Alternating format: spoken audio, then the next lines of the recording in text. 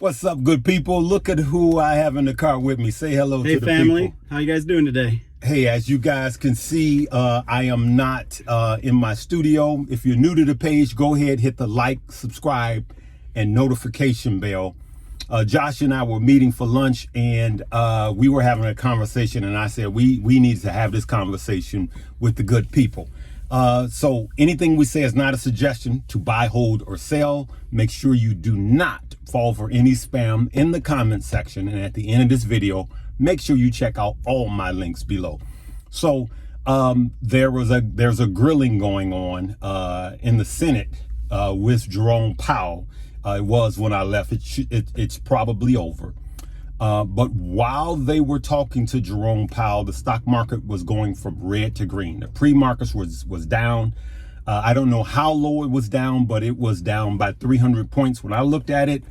And as the grilling, the question and answers, as they call it, I call it a grilling, as it proceeded, the market started to turn green. Now, we don't know where it's going to end at the end of the day, so I'm getting this one out early today.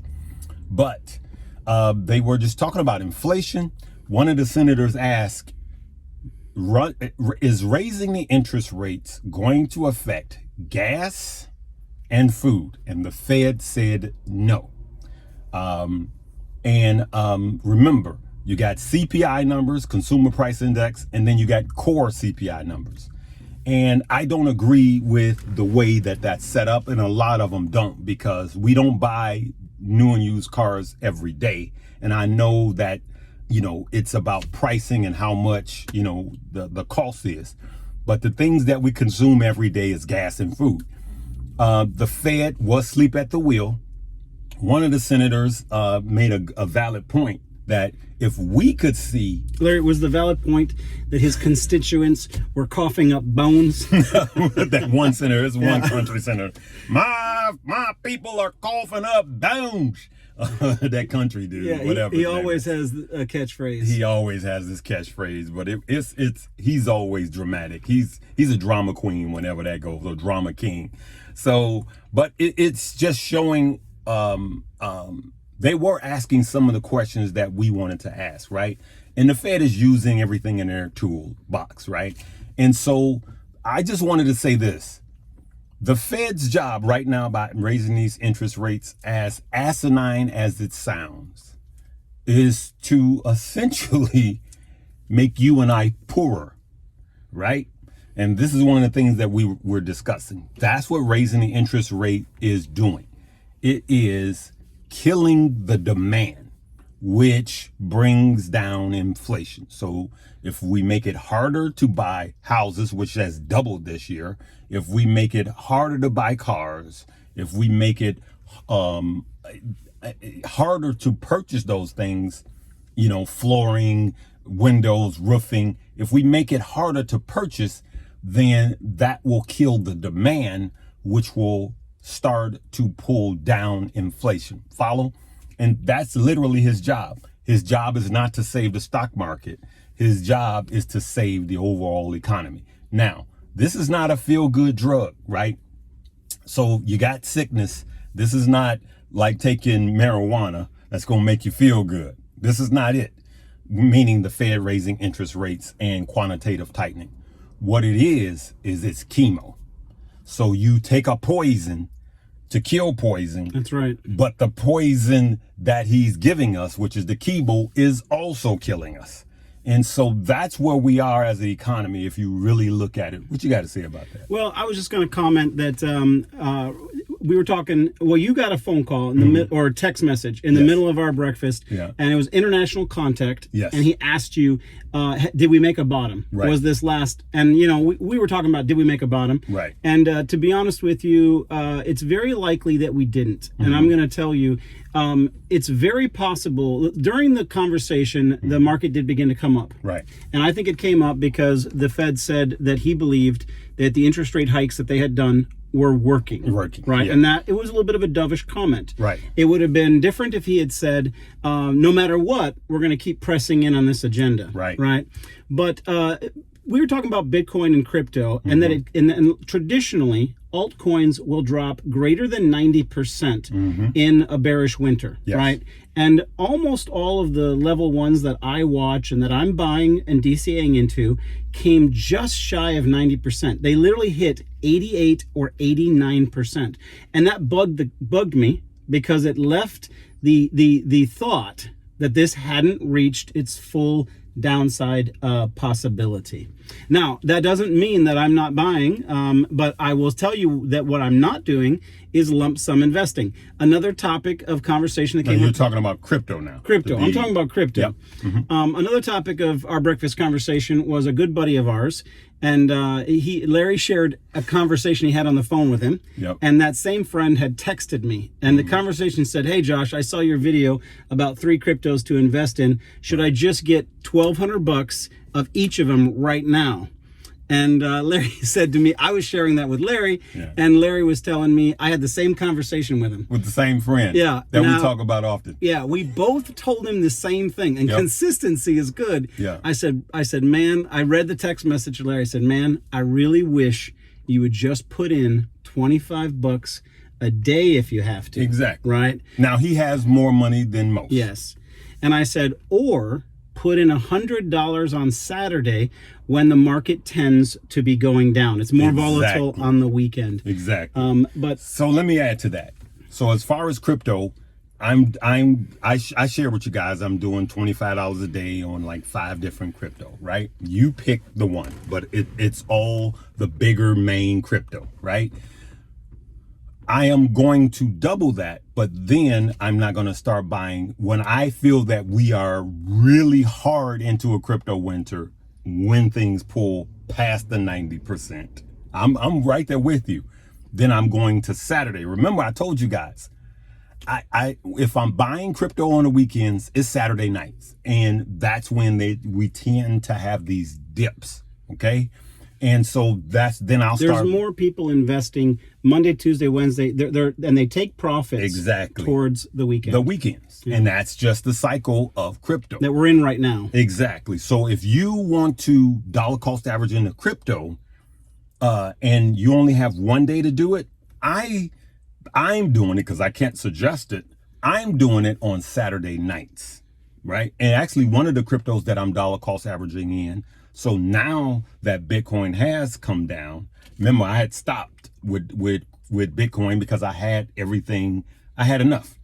But if it continues, if it breaks down and it breaks beneath, if I see where it's going to the 14,000, then I may start buying some more Bitcoin. But I'm going to start DCAing weekly on Saturday nights. Larry, may I throw out? Okay, so I want to be clear that even though I'm saying that the market still could have this breakdown further, I actually am imagining right now that there is more potential for a relief rally. You want to call it a dead cat bounce. We're not going to all-time highs right now. Right. But there's more opportunity. I mentioned on one of my channels that a lot of the guys that I follow who short, they closed their shorts.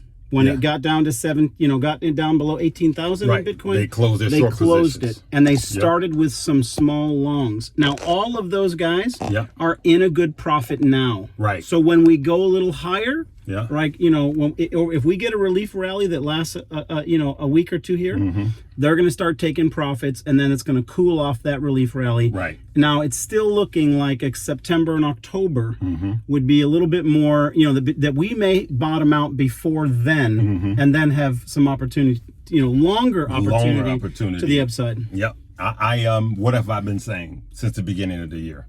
I was saying fourth quarter, second half of fourth quarter. And for me, it's easy.